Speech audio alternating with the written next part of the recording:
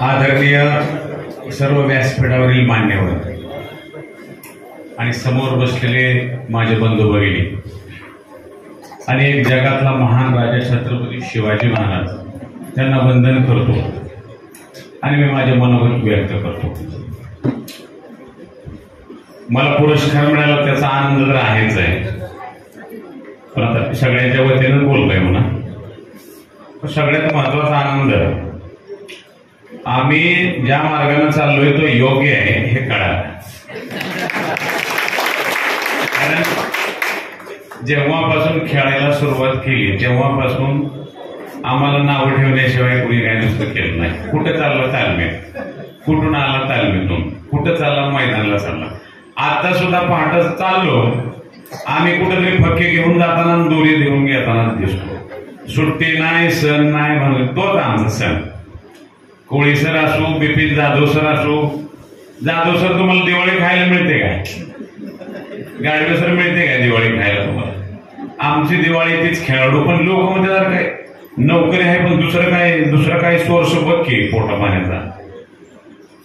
आम्ही म्हणलं बरं बघतो त्याच्याविषयी कुठं भांडत बसायचं, बघतो म्हणायचं आणि चालायचं.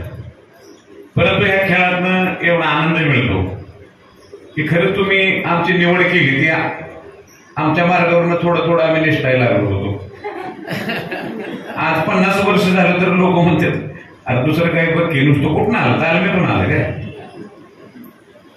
कुस्ती खेळत असताना सुद्धा वडिलाला सगळे म्हणायचे काय पैलवान करून काय कापायचं आहे काय? बिपेड करून बिपेडची अवस्था माहित आहे का तुला? असे काही जण म्हणायचे. मी बिपेड पण केलं, नोकरीला पण लागलो, पण जे असे म्हणत होते बिपेड करून काय करायचं त्यांच्या पोरांनी मसर घेतले. ते इथलं कोण हे लाल मातीची सेवा केल्यावर वाया जात नाही. लाल माती हे देशाचं रक्षण करते आणि काळी माती हे देश जगवते आहे. त्यासाठी म्हणजे सगळ्यांतर्फे मी तुमचा फार आभारी. तुमचं जागतिक कीर्तीचं काम आहे. खरं तर मानवाची फार मोठी सेवा आहे. तुमच्यामुळं पोलिओ नष्ट झाला आणि सगळ्यांना खेळायला मिळालं. पाय नसल्यावर खेळता काय? तुमचं आजच्यावरती आभारी आहे आम्ही सगळ्यांतर्फे, सगळ्या जगातल्या खेळाडूंतर्फे. तर मेंदूत आणि शरीराचा स्वतंत्र विकास होत नाही. आज परीक्षेच्या मागे लागलेल्या पालकांना मला थोडं सांगायचं आहे की नुसत्या मेंदूचा विकास होत नाही, तो शरीराचा भाग आहे हे विसरू नका. त्याला रक्त पुरवणारी जी मान आहे, गर्दन ते मजबूत पाहिजे. मान आहे तर मान आहे, मान नसेल तर मान नाही, असे आमच्या वस्तात म्हणतात. त्यासाठी सर्वांना विनंती आहे की फार काम करायचं. आता आजपर्यंत वाटत होतं आम्ही फार काम केलं, पण आता कळलं की आता फार काम वाढलेलं आहे. मुलांना मोबाईल पासून बाजूला खेचायचं आहे. आता सरांनी उल्लेख केला प्लॅस्टिकच्या विरुद्ध लढायचंय. पुढे सर झाडं लावते, रस्ते खांदते, त्यांच्या बरोबर मी बी ते कामाचा आनंद घेतलाय बरं का. मी सगळं करतो, आम्ही सगळं करतो ते आनंदासाठी करतोय. तो आनंद घेतलेला आहे. आज तुम्ही द्या बायपासला बघितली झाडी, किती झाडं वाढले. पण प्लास्टिकला काहीतरी पर्याय काढल्याशिवाय प्लास्टिक बंद होणार नाही. आपण प्लास्टिक बंद करायचं म्हणतो पण आपल्या पुढे पाणी तीच आहे. म्हणजे आपली सुटका ह्याला पर्याय काढल्याशिवाय होणार नाही. त्या संशोधनासाठी सुद्धा रोटरीनं मदत करावी असं मी म्हणेन. आणि दरवर्षी आपण असे खेळाडू जे शिक्षक असतील, खेळाडू असतील त्यांना प्रेरणा दिली. कारण त्यांना फार लोक नाव ठेवतात, म्हणजे अज्ञानातून ठेवतात. ज्यांना खरंच खेळाचं माहित आहे. बघा जगात जो देश महासत्ता आहे तो ऑलिम्पिकला पुढे आहे. अमेरिका, रशिया, जपान, ज्यांची ऑलिम्पिकला मेडल जास्त आहे तोच महासत्ता आहे. कारण खेळामुळे काय होतं, एक जण सुवर्ण पदक घेईल पण त्या सुवर्ण पदकासाठी लाखो जणांनी प्रयत्न केलेले असते.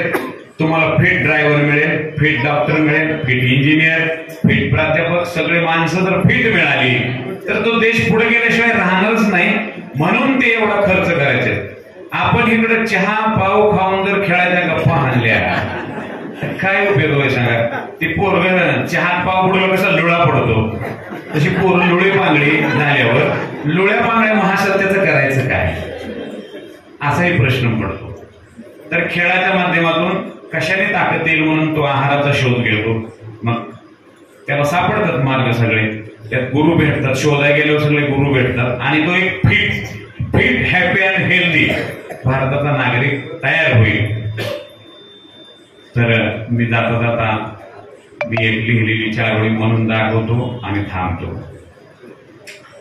छत्रपती शिवाजी महाराजांच्या मार्गदर्शनाखाली लाल मातीत खेळलेल्या पैलवानांनी त्यांच्या हाकेला ओ देऊन परत परकीयांचं जीव फेकून दिलं आणि खऱ्या अर्थानं स्वतंत्रता काय असते, प्रतिभा काय असते ते जगासमोर आलं. राज्य छोटं होतं परंतु त्यातला विचार महान होता म्हणून जवळजवळ 48 देशात त्यांचं पुतळा आहे, त्यांचं स्मारक आहे, त्यांचे विचार आहेत.